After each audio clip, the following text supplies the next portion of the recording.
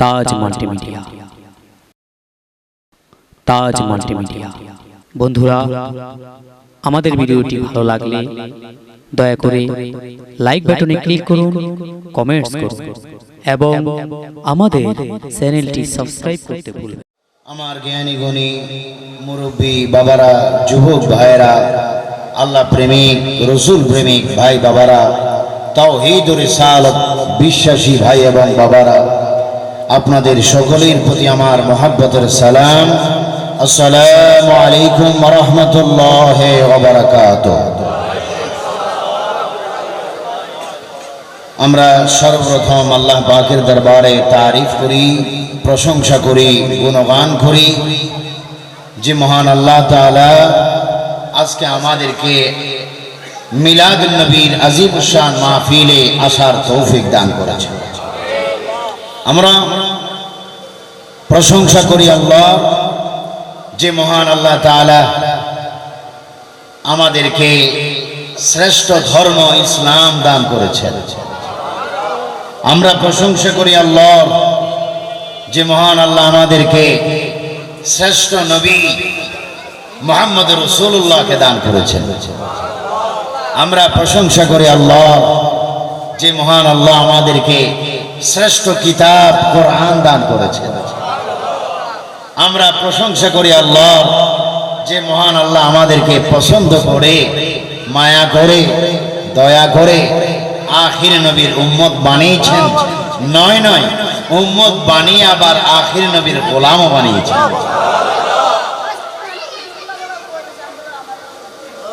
এই জন্য আমরা আল্লাহ পাকের শুকর আদায় করি, কারণ আমরা সব দিকে শ্রেষ্ঠ। বলুন, সর্বদিকে, ধর্মে, কিতাবে, নবীর দিকে। আল্লাহু আকবার। তো আল্লাহর তারিফ করার দরকার আছে কিনা? এবার আসুন, আল্লাহর হাজারো কোটি তারিফ করলো ততক্ষণ পর্যন্ত আল্লাহর তারিফ আদায় হয় না, পূর্ণ হয় না, যতক্ষণ পর্যন্ত আমার নবীর তারিফ না করা হয়। আমরা তারিফ করছি, প্রশংসা করছি, গুণগান করছি সেই মহান নবী, সেই মহান রসুল পাকের, যিনি সমস্ত আম্বি কেরামদের ইমাম, যিনি সমস্ত নবীদের ইমাম এবং ইমাম, যিনি সমস্ত নবীদের শিরতাজ, যিনি সৈয়দুল মুরসালিন, যিনি রাহাতুল আশিকিন, যিনি সিরাজুল মুনির, যিনি শামসুদ দুহা, যিনি বদরুদ দুজা, যিনি নূরুল হুদা, যিনি সদরুল উলা, যিনি মাক্কি, যিনি মাদানী, যিনি হাশিমি, যিনি কুরাইশি, যিনি আটখানা জান্নাতের মালিক, সেই নূর নবী সাল্লাল্লাহু আলাইহি ওয়াসাল্লামের প্রশংসাতে সুন্নি রাসূল প্রেমিক ভাইয়েরা আবার জোরে সরে বলি আলহামদুলিল্লাহ, আলহামদুলিল্লাহ, আলহামদুলিল্লাহ। আল্লাহু আকবার, আল্লাহু আকবার, আল্লাহু আকবার। জোরে সরে বলি ইয়া রাসূলুল্লাহ, ইয়া রাসূলুল্লাহ, ইয়া নবী আল্লাহ, ইয়া নবী আল্লাহ, ইয়া হাবিব আল্লাহ, ইয়া হাবিব আল্লাহ। এবার জোরে সরে বলুন, আমরা আল্লাহ নবীর প্রশংসা চাই কি চাই না? আমিন কোনা। যদি আমাদের আমলে যদি আল্লাহ রসুল যদি না থাকে, এ আমলের কি দাম? এ আমলের কোনো বেল আছে নাকি? কোনো বেল। আমলের মধ্যে আল্লাহ থাকতে হবে, রসুলও থাকতে হবে। শুধু আমল কেন, ঈমানের মধ্যেই তো কলেমাতে আল্লাহ রসুলকে রেখে দিয়েছেন। সুবহানাল্লাহ বলুন। কারণ আমার প্রিয় ভাইরা, আমার নবী এমন একজন নবী, আমার নবী এমন একজন পয়গম্বর, ভাইরা আমার, এক আল্লাহ স্রষ্টা হিসাবে, এক আল্লাহ এই এক আল্লাহর উপরে বিশ্বাস। যারা ইহুদি তাদের উপর তাদের মধ্যেও রয়েছে। যারা ইহুদি তারা এক আল্লাহকে মানে, যারা খ্রিস্টান তারাও এক আল্লাহকে মানে, যারা বৌদ্ধ বা যারা চাকমা বা যারা বড়ুরা তারাও এক আল্লাহকে মানে। নয় নয়, যারা সূর্যকেও পূজা করে, যারা চন্দ্রকেও পূজা করে, যারা বৃক্ষ পূজা করে, যারা পাথর পূজা করে, যারা চন্দ্র সূর্য পূজা করে, মূর্তির পূজা করে, যদিও তারা তো কিছুর পূজা করে, ওই হিন্দুরাও স্রষ্টা হিসাবে এক আল্লাহকে মানে। ঠিক কিনা ভাইরা? তাহলে পূজা কেন? এক আল্লাহকে সবাই মানে। আর আমাদের মুসলমানের মধ্যে কিছু নামদারি শয়তান মুনাফিক মালাউনের বাচ্চা আছে, যারা শুধু আল্লাহ চায়, আল্লাহ চায়, আল্লাহর প্রশংসা চায়, আল্লাহর গুণগান চায়, আল্লাহর তারিফ চায়, কিন্তু রসুল পাকের মহব্বত নাই, কিন্তু রসুল পাকের প্রেম নেই, রসুল পাকের মহব্বত চায় না, রসুল পাকের প্রশংসা চায় না। কারণ আল্লাহ পাক জানে অসংখ্য মুনাফিক, অসংখ্য বেঈমান দিন দিন আসতেই থাকবে, আসবে। আমার নবীর মহব্বত যতক্ষণ পর্যন্ত না থাকবে, আমি আল্লাহ বা তাদের বান্দার ঈমান পূর্ণ করব না। সেই জন্য আল্লাহ পাক একটা সুন্দর কালেমা তৈরি করে দিয়েছেন, যেই কালেমা আল্লাহ পাক আরশ আজিমের মধ্যে লিখে রেখেছেন, যেই কালেমা আল্লাহ পাক আরশের প্রতিটি ফিলারে ফিলারে পায়ায় পায়ায় রেখে দিয়েছেন।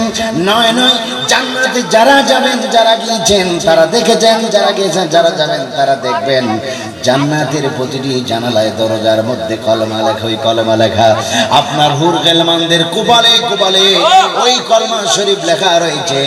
আমার প্রিয় ভাইরা, সবাই আমার সাথে বলুন, লা ইলাহা ইল্লাল্লাহু মুহাম্মাদুর রাসূলুল্লাহ।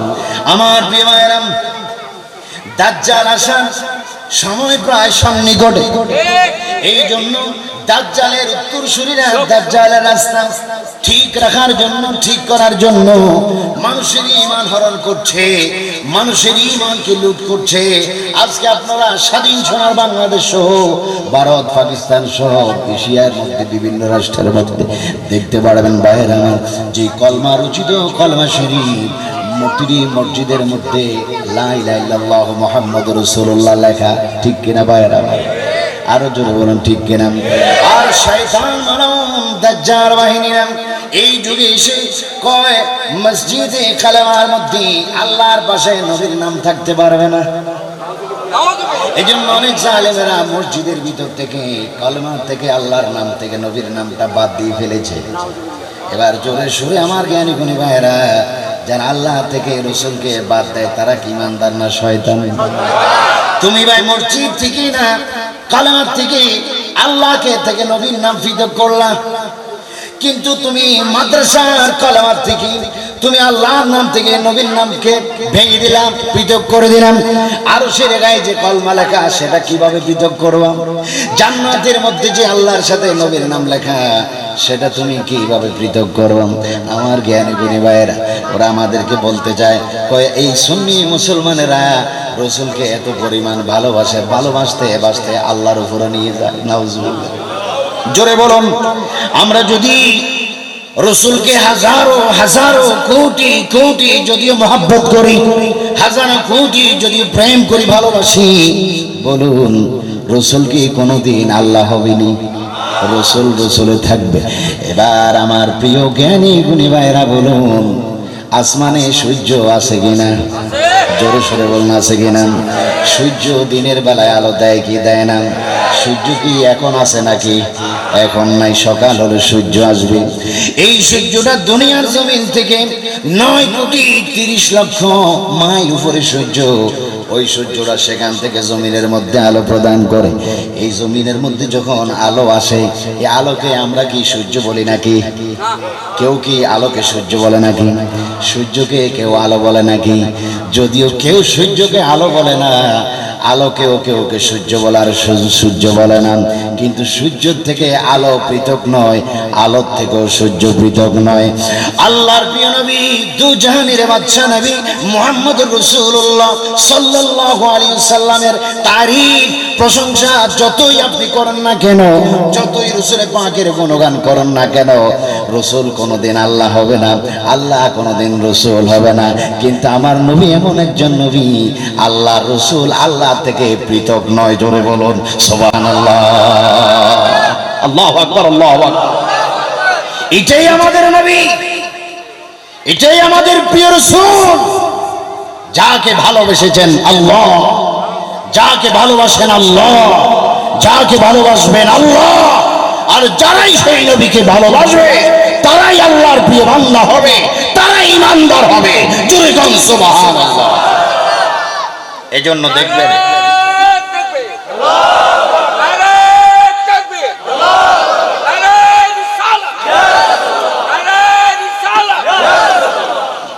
আলহামদুলিল্লাহ, কোন আলহামদুলিল্লাহ। এই জন্য দেখবেন এক দল আছে মিলাদুন নবীর চাঁদ আসলে তাদের অবস্থা খারাপ হয়ে যায়, আছে কিনা? নবীর আগমনের মাস আসলে তারা খুব বেজার, কত ফতুয়া খোঁজে এটাকে নাজায়েজ প্রমাণের জন্য, আছে কিনা?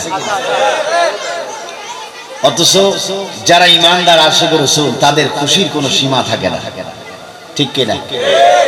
তাহলে বুঝে গেল রাসূলকে তাদের সহ্য হয় না, তাহলে বুঝে গেল তারাই দুশমনের রাসূল, ঠিক নেই? আরো জোরে বলুন ঠিক কিনা? কারণ এটা মিলাদুন নবীর চাঁদ, এটা রাসূল পাওয়ার চাঁদ, এটা রাসূলে পাকের উম্মত হওয়ার চাঁদ। জোরে কোন সুবহানাল্লাহ। মিলাদুন নবী তো সেই যুগ থেকেই বিরোধী ছিল, ঠিক কিনা? মিলাদুন নবীর বিরোধী তো সেই যুগ থেকেই ছিল, ছিল কিনা? মিলাদুন নবীর রাসূল পাকের আগমনে বেজার সর্বপ্রথম হয়েছিল ইবলিস শয়তান। ওই ইবলিস শয়তানের মানবরূপী কিছু ছেলে আছে, এরাও মিলাদুন নবী আসলে একেবারে বেজার হয়ে যায়, আছে কিনা? আচ্ছা বলুন, ইবলিস শয়তান বেজার হয়েছে, মিলাদুন নবী কি বন্ধ হয়েছে? যুগে যুগে মিলাদুন নবীর বিরোধী হয়েছে, মিলাদুন নবী বন্ধ হয়েছে? বন্ধ হয়। এখনো ষড়যন্ত্র চলছে বন্ধ করার জন্য, এটা বন্ধ হবে না, বন্ধ হওয়ার বিষয় নয়, কারণ এই মিলাদুন নবী সূচনা করেছেন আল্লাহ। আল্লাহু আকবার বলো। এখন আপনারা বলেন, আমাদের দেশে একটা পাখি আছে, ওই পাখিটা রাত্রে চোখে দেখে, দিনে চোখে দেখে না, এই পাখিটার নাম কি? মাশাআল্লাহ, সুন্দর জবাব। সবাই জানে ফেঁসা দিনে চোখে, এখন ফেঁসায় দিনে চোখে দেখে না। এই জন্য যখন রাত পার হয়, সুবে সাদিকের সময় হয়, ফেঁসা সূর্য যত উঠতে থাকে ফেঁসার মুখটা মলিন হয়ে থাকে, আর আফসোস করে সূর্য যাতে না উঠে, দোয়া করে আল্লাহ সূর্য যান না উঠে, চেহারাটা মলিন হয়ে থাকে। বলুন, ফেঁসা যদিও সূর্য উঠার বিরোধী, সূর্য উঠে কেন তার চেহারা মলিন। আপনারা বলুন, এই পর্যন্ত কোনোদিন কি সূর্য উঠা বন্ধ হয়েছে? সূর্যের গতিতে উঠছে কিনা? দুশমনের রাসূলরা মিলাদুন নবীর বিরোধী যতই করেছে, যতই করবে, মিলাদুন নবী কি বন্ধ হয়ে গেছে? মিলাদুন নবী হয়েছে কিনা? হচ্ছে কিনা? হবে কিনা? যতদিন পর্যন্ত এই নীল আকাশের নিচে একজনও আশিক রাসূল থাকবে, ততদিন পর্যন্ত মিলাদুন নবী চলবে, ঠিক কিনা বলুন ভাইরা আমার?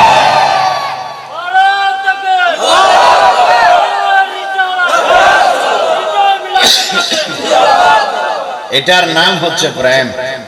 জোরে বলুন, এটার নাম কি?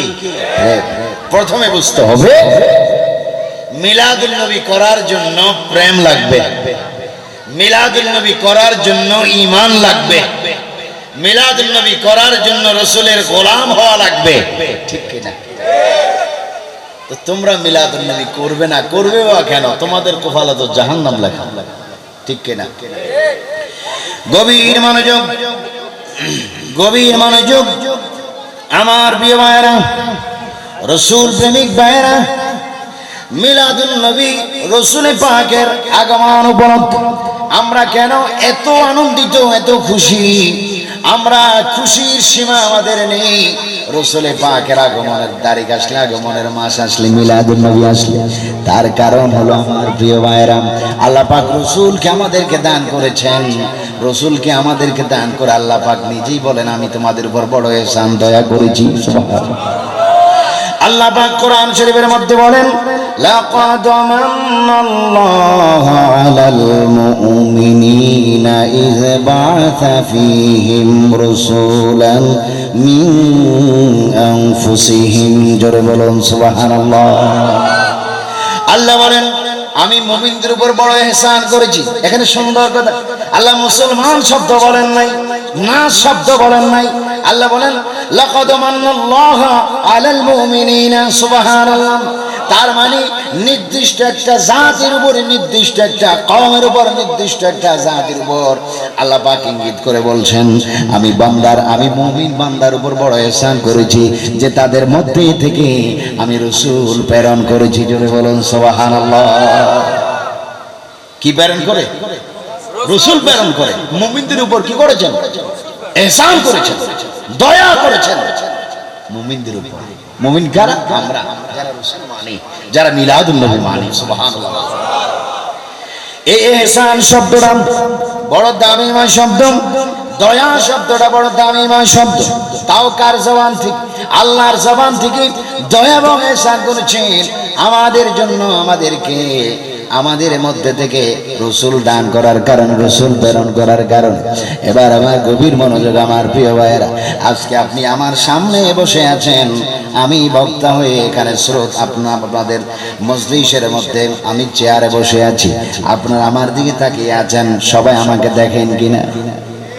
জোরে জোরে বলুন, সবাই আমাকে দেখেন কিনা? আমিও আপনাদেরকে দেখি কিনা? আমরা দেখি। এই চক্ষু আল্লাহ পাক আমাদেরকে দান করলেন। এই চক্ষুটা যদি আল্লাহ পাক আমাদেরকে দান না করতেন, দুনিয়ার আলো আমরা চোখে দেখতে পাইতাম না, কিচ্ছু দেখতে পাইতাম না, ঠিক মতো আমরা রাস্তা অতিক্রম করতে পারতাম না, চলতে পারতাম না। তাহলে আমার ভাইরা বুঝে গেল, এই চোখ আল্লাহ পাক আমাদেরকে দান করলেন, এই চোখটা বড় একটা নেয়ামত। ঠিক কিনা ভাইরা? এই চোখ বড় নেয়ামত। আল্লাহ পাক আমাকে হাত দান করলেন আমাদেরকে ধরার জন্য, খাওয়ার জন্য। হাত যদি আল্লাহ না দিতেন, কিভাবে ধরতাম আর কিভাবে খাইতাম? অন্যের সাহায্যে আমাদেরকে খাইতে হতো। ঠিক কিনা ভাইয়েরা? তাহলে হাতটা নেয়ামত, জবান আমাদের জন্য নেয়ামত, জিহ্বা আমাদের জন্য নেয়ামত, অঙ্গ প্রত্যঙ্গ আমাদের জন্য নেয়ামত। আল্লাহ পাক আমাদের জন্য নিয়ামত হিসেবে আসমান বানাইলেন, নিয়ামত হিসেবে জমিন আল্লাহ বানাইলেন, নিয়ামত হিসেবে আল্লাহ চন্দ্র বানাইলেন, নিয়ামত হিসেবে আল্লাহ সূর্য বানাইলেন, নিয়ামত হিসেবে আল্লাহ পানি বানাইলেন, নিয়ামত হিসেবে আল্লাহ পাক বাতাস বানাইলেন। এই সব নিয়ামতের কথা আল্লাহ কোরআনের মধ্যে পৃথক পৃথক ভাবে বর্ণনা দিয়েছেন। সুবহানাল্লাহ বলুন। এই সব নিয়ামতের বর্ণনা কোরআনুল কারীমের মধ্যে আল্লাহ দিয়েছেন। কিন্তু এই সব নিয়ামতের ব্যাপারে আল্লাহ পাক নিয়ামত দান করে এত সুন্দরভাবে বলেননি, মুমিনদের বান্দাদের উপর আমি বড় ইহসান করেছি যে তাদের চোখ দান করেছি, মুমিনদের উপর বড় ইহসান করেছি তাদেরকে হাত দান করেছি, মানুষের উপর বড় ইহসান করেছি তাদেরকে আমি চন্দ্র সূর্য দান করেছি, মানুষের উপর বড় দয়া করেছি তাদেরকে আমি পানি বাতাস দান করেছি। কোনো আয়াতে কারিমার মধ্যে আল্লাহ পাক এই শব্দগুলা ব্যবহার করেন নাই। শুধু রাসূল পাককে প্রেরণের ব্যাপারে, নিয়ামত হিসেবে প্রেরণের ব্যাপারে আল্লাহ পাক বলছেন, আমি মুমিন বান্দাদের প্রতি ইহসান করেছি, আমি তাদের মধ্যে আমার রাসূল পাককে প্রেরণ করার কারণে। জোরে বলুন সুবহানাল্লাহ। তাহলে ভাইরা আমার, এই আয়াতে কারিমা থেকে বোঝা গেল, এই আয়াতে কারিমা থেকে বোঝা গেল ভাইরা আমার, এই চোখ, নাক, কান, জিহ্বা জবান হাত পাও সব কিছু নিয়ামত, জমিন নিয়ামত, আসমান নিয়ামত, চন্দ্র সূর্য বাতাস আগুন পানি সব কিছু নিয়ামত। তাহলে বোঝা গেল এই সব নিয়ামতের মধ্যে যখন আল্লাহ মান্না শব্দ আনেন নাই, রসুলের পাকের নিয়ামতের ক্ষেত্রে মান্না শব্দ আনার কারণে বোঝা গেল দুনিয়ার বুকে যত নিয়ামত রয়েছে, ফুল কায়নাতের মধ্যে যত নিয়ামত রয়েছে, সকল নিয়ামতের শ্রেষ্ঠ নিয়ামত হচ্ছে আমার প্রিয় নবী মুহাম্মদুর রাসূলুল্লাহ। জোরে বলুন সুবহানাল্লাহ। আল্লাহু আকবার, বল আল্লাহু আকবার। রাসূল কি সকল নিয়ামতের মধ্যে শ্রেষ্ঠ নিয়ামত। জান্নাত এটা নিয়ামত, কাউসার নিয়ামত, সালসাবিল নিয়ামত, মাকামে মাহমুদ নিয়ামত, সমস্ত কিছু আল্লাহর নিয়ামত। কিন্তু ওই নিয়ামত তোমার জন্য তখন, জান্নাত তোমার জন্য নিয়ামত তখন যদি তুমি নবী মানো। তোমার জন্য হাউজে কাউসার নিয়ামত তখন যদি তুমি নবী মানো। তোমার জন্য সালসাবিল নিয়ামত যদি তুমি নবী মানো। চিৎকার দিয়ে বলুন আল্লাহু আকবার। আর নবী মানবে না, জান্নাত তোমার জন্য নিয়ামত নয়, কাউসার তোমার জন্য নিয়ামত নয়। ঠিক কিনা ভাইয়ের আমার? এই জন্য আমরা রসুল চাই কে চাই? জোরে বলুন, চান কি চান না? আজকে অনেক পার্টি আছে রসুল চায় না। চাইবে বা কেন? তাদের আকীদা হচ্ছে আমি যেমন নবী তেমন। কি নাউজুবিল্লাহর আওয়াজ কি এত ঠান্ডা? নবী কি আমাদের মতো? নবী কি সাধারণ? আস্তাগফিরুল্লাহ। তো যাদের আকীদা রসুল তাদের মতো সাধারণ, রসুল 10 জনের মতো একজন যাদের আকীদা, আচ্ছা তাদের মধ্যে নবীর মহব্বত আসবে কোথা থেকে? তাদের মধ্যে নবীর প্রেম আসবে কোথা থেকে? ঠিক কিনা? নবীর মহব্বত অন্তরে অবশ্যই থাকতে হবে, অবশ্যই নবীর মহব্বত অন্তরে লালন করতে হবে। এই জন্য আমরা শুধু ঈমান বুঝলে হবে না, ঈমানের পজিশনও বুঝতে হবে। ঠিক কিনা? ঈমানের পজিশন 3টি বস্তুর উপর: জবানে স্বীকার, অন্তরে বিশ্বাস, কাজে বাস্তবায়ন। যারা জবানে স্বীকার করলো আল্লাহ ছাড়া কোনো মাবুদ নেই, মুহাম্মদুর রাসূলুল্লাহ তিনি আল্লাহর রাসূল, কিন্তু অন্তরে বিশ্বাস করলো না, কাজে বাস্তবায়ন করলো, এরা হচ্ছে মুনাফিক মুসলমান। যারা বলুন কি? এই মুনাফিক মুসলমান নবীর যুগে ছিল। আব্দুল্লাহ বিন উবাই নবীর সামনে বসে কলমা পড়েছে, কয় লা ইলাহা ইল্লাল্লাহু মুহাম্মাদুর রাসূলুল্লাহ, আল্লাহ ছাড়া কোনো মাবুদ নাই, হুজুর আপনি আল্লাহর প্রেরিত রাসূল। নবীর পিছনে নামাজও পড়েছে, কিন্তু অন্তরে নবীকে মানে নাই। তার মনের মধ্যে ছিল নবী সাধারণ একজন মানুষ, নবী 10 জনের মতো একজন মানুষ, নবী তাদের আমাদের মতোই মানুষ। এজন্য সে কলমা পড়ার পর, নামাজ পড়ার পর সে হয়েছে মুনাফিক। ওই মুনাফিকদের উত্তরসূরি স্বাধীন সোনার বাংলাদেশে আজকেও আছে, যারা কালেমা পড়ে, নামাজও পড়ে, নবীকে 10 গুণে মানুষ বলে, সাধারণ বলে। ওই মুনাফিক বাংলার জমিনে এখনো আছে কিনা? আরো জোরে বলেন, আছে কিনা? হাটাজারিতে আছে কিনা? পটিয়াতে আছে কিনা?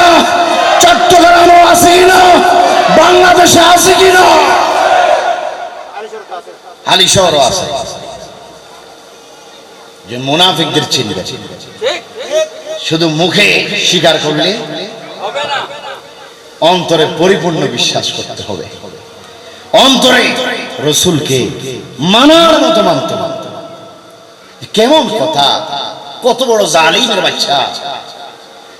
যিনি পয়গাম্বরের শিরতাজ, যে নবীর উপর ঈমান না আনলে কোন নবীর নবুয়ত পেতেন না, সেই নবীকে বলছে সাধারণ। আস্তাগফিরুল্লাহ, আস্তাগফিরুল্লাহ। তিনি রাসূল, রাসূলের রাসূল।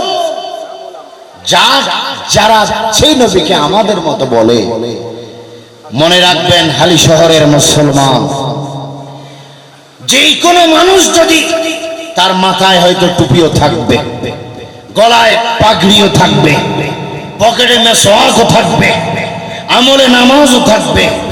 যদি কেউ জবানে কখনো শুনতে পান নবী সাধারণ একজন মানুষ, 10 জনের একজন মতো একজন মানুষ, সঙ্গে সঙ্গে যদি সম্ভব হয় তার গালে জুতা মারবেন, সঙ্গে সঙ্গে যদি সম্ভব হয় থুতু মারবেন, আর নইলে চিনবেন, চিহ্নিত রাখবেন, চিনাই দিবেন এটা দুশমনের রাসূল, এটা গোস্তাখের রাসূল। ঠিক কিনা ভাইরা আমার? আমরা নবী চাই কি চাই না? আমরা নবীর আশিক হতে চাই কি চাই না? আমিন কোন আমিন। এই জন্য সব হুজুরদের জন্য পাগল হবেন, সব মানুষের জন্য, আলেমের জন্য পাগল হবেন না। সবার মাথায় কিন্তু কি, সবাই নামাজ পড়ে, তাই সবাই মুসলমান, কিন্তু রাসূল পাক বলছেন আমার উম্মতের কাতার হবে 73-72 কাতার ফি নারে জাহান্নাম ওয়াল ওয়াহিদু ফিল জান্নাতি ওয়া হিয়াল জামাআত। একমাত্র একটি দল নাজাত প্রাপ্ত, যেই দলের নাম হচ্ছে আহলে সুন্নাত ওয়াল জামাআত। চিৎকার দিয়ে বলুন সুবহানাল্লাহ। তাহলে এখানে আমাদের একটা আকলের কাছে প্রশ্ন জাগে, বুঝার আমাদের ব্যাপার আছে। কাতার হবে 73-72 কাতার জাহান্নামী। এই 72-এর মধ্যে ওয়াহাবি, জামাতি, খারিজি, মওদুদি, সালাফি, এইভাবে অনেক 72 ফেরকার দল। সবাই বলে সবাই জান্নাতি, সবাই বলে কি সবাই নাকি জান্নাতি। তো সবাই যদি এই কথাই বলে তো 72 ফেরকার জাহান্নামী দলটা, 72 ফেরকার দলের জাহান্নামী দলটা কোথায়? মনে রাখবেন ভাইরা আমার, আল্লাহ কোরআনে বলেন ইহদিনাস সিরাতাল মুস্তাকিম। জোরে সরে বলুন, এই যে ইহদিনাস সিরাতাল মুস্তাকিমের কথা আল্লাহ বললেন, এটা কয়টা? আওয়াজটা বড় দুর্বল হয়ে গেল। সিরাতুল মুস্তাকিমের রাস্তা কয়টা? কিন্তু ওয়াহাবি মতবাদের মানুষগুলো বলে তারা নাকি সিরাতুল মুস্তাকিমে আছে। নাউজুবিল্লাহ। জামাতি, মওদুদি, সালাফি মতবাদের মানুষেরা, তাদের আকীদা, তাদের বিশ্বাস, তারা নাকি সিরাতুল মুস্তাকিমের মধ্যে আছে। অথচ মওদুদি মতবাদ প্রতিষ্ঠিত হয়েছে এই দেশের মধ্যে 100 বছর হয়েছে নইলে, আর ওয়াহাবি মতবাদ নইলে 100 তো আরো একটু বেশি হতে পারেন। কিন্তু ভাইরা আমার, সিরাতুল মুস্তাকিম এই ঘোষণা আল্লাহ দিয়েছেন এখন থেকে 1500 বছর পূর্বে। জোরে বলুন সুবহানাল্লাহ। তাহলে বোঝা গেল এই যে সিরাতুল মুস্তাকিমের রাস্তা একটা, নবীও একজন, আল্লাহও একজন, জান্নাতও একটা। কিন্তু সবাই বলতেছে সবাই সিরাতুল মুস্তাকিমের মধ্যে রয়েছে, কিন্তু এই সিরাতুল মুস্তাকিমের একটা ব্যাখ্যা রয়েছে, একটা তাফসীর রয়েছে। ভাইয়েরা আমার, শুধু সিরাতুল মুস্তাকিম তুমি নিজে বললে হবে না, সিরাতুল মুস্তাকিম তোমাকে আগে জানতে হবে, বুঝতে হবে। হযরত ইমাম হাসান বসরি রাদিয়াল্লাহু তাআলা আনহু, যিনি তাবিঈদের মধ্যে প্রখ্যাত বিখ্যাত একজন তাবিঈ ছিলেন, তিনি রাসূল পাকের জলিল কদর একজন সাহাবীর জামানা পেয়েছেন, অসংখ্য সাহাবায়ে কেরাম জামানা পেয়েছেন। যে সাহাবী হচ্ছেন রাইসুল মুফাসসিরিন, সাহাবীদের মধ্যে সবচেয়ে বড় মুফাসসির সাইয়্যিদনা আব্দুল্লাহ ইবনে আব্বাস রাদিয়াল্লাহু তাআলা আনহু। ওই সাহাবীদের মধ্যে এর চাইতে বড় আর কোনো মুফাসসির ছিলেন না, যিনি রাইসুল মুফাসসিরিন ছিলেন। আব্দুল্লাহ ইবনে আব্বাস রাদিয়াল্লাহু তাআলা আনহুর দরবারে হাসান বসরি উপস্থিত হলেন। হাসান বসরি উপস্থিত হয়ে ডাক দিয়ে বললেন, এ নবীর খলিফা, এ নবীর সাহাবী, এ রাইসুল মুফাসসিরিন, কোরআনুল কারীম আমরা পড়ি, কোরআনুল কারীম তেলাওয়াত করি, সূরা ফাতিহা পড়ি, আলহামদুলিল্লাহি রাব্বিল আলামিন আর রহমানির রহিম মালিকি ইয়াউমিদ্দিন ইয়্যাকা না'বুদু ওয়া ইয়্যাকা নাস্তাঈন ইহদিনাস সিরাতাল মুস্তাকিম। হুজুর, এই যে কোরআনুল কারীমের মধ্যে মধ্যে আল্লাহ পাক ঘোষণা করলেন সিরাতুল মুস্তাকিমের কথা, ইহদিনাস সিরাতুল মুস্তাকিম, সঠিক পথে চলার কথা। হুজুর গো, সঠিক পথটা কি, সঠিক রাস্তাটা কি, এই সিরাতুল মুস্তাকিমটা মানে কি? রইউসুল মুফাসসিরিন ভাইরা আমার আপনার ভুল হতে পারে, আমার আপনার ভুল হতে পারে, আমাদের মুফতি মুহাদ্দিসের ভুল হতে পারে, কিন্তু যিনি রাসূল পাকের জলিল কদর সাহাবী, যিনি রইউসুল মুফাসসিরিন, যিনি মুফাসসিরের মধ্যে শ্রেষ্ঠ মুফাসসির সাইয়্যিদনা আব্দুল্লাহ ইবনে আব্বাস জবাব দিচ্ছেন, ইহদিনাস সিরাতুল মুস্তাকিম মানে কি তুমি জানতে যাচ্ছ? তিনি জবাব দিচ্ছেন, হুয়া মুহাম্মাদুর রাসূলুল্লাহ সাল্লাল্লাহু আলাইহি ওয়াসাল্লাম।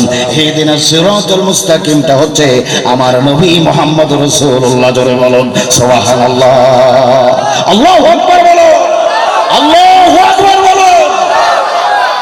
ইহদিনাস সিরাতুল মুস্তাকিম ডান নয়, বাম নয়, এদিক নয়, সেদিক নয়, মুহাম্মাদুর রাসূলুল্লাহ সাল্লাল্লাহু আলাইহি ওয়াসাল্লাম। তুমি নবীর পথে চলো, নবীর আদর্শ মোতাবেক চলো, নবীর পক্ষে থাকো, নবী তোমাকে রাস্তা দেখাই দিবে, মদিনায় পৌঁছে যাবে। চলে যাও, সুবহানাল্লাহ। তাহলে সব বাহিনী যদিও সিরাতুল মুস্তাকিমের দাবিদার, এটা আমরা মানি না, কারণ ইহদিনাস সিরাতুল মুস্তাকিম রাসূল পাকের সৈনিকদের, ইহদিনাস সিরাতুল মুস্তাকিম রাসূল পাকের দল, আর রাসূলের দলের মানুষগুলাই রাসূলকে ভালোবাসে, রাসূলের দলের মানুষগুলাই রাসূলের মিলাদুন নবী করে, রাসূলের দলের মানুষগুলাই মিলাদুন নবীর খুশিতে জশ্নে জুলুস করে, ঠিক কিনা ভাইরা আমার? এজন্য আমরা রাসূলের মহব্বত চাই কি চাই না? জোরে বলুন, চান কি চান না? একটু দরুদ শরীফ পড়ুন, আল্লাহুম্মা